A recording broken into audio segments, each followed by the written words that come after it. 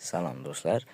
Sizning telefoningiz qotib qolyaptimi yoki ba'zida qotib ishlayaptimi? Demak, bu video siz uchun. Bundan oldin Redmi telefonlarida ko'rsatib beryapman. Bundan oldin nastroyka bo'limiga o'tamiz. Nastroyka bo'limiga o'tgandan so'ng qo'shimcha sozlamalar degan joyga o'tib olamiz. Va bu yerdan hisob va sirohlash degan joyga o'tamiz.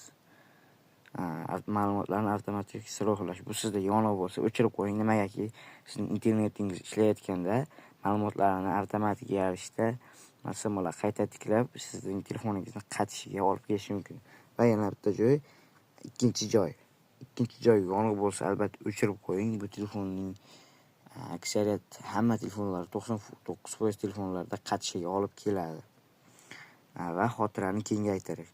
Sizda o'chiq yoki 4 GB bo'lsa, siz buni 8 GB ga oshirib qo'ying.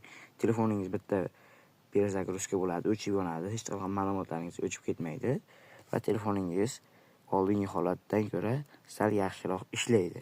Va yana bitta joyi qulayliklar degan joyga o'tamiz.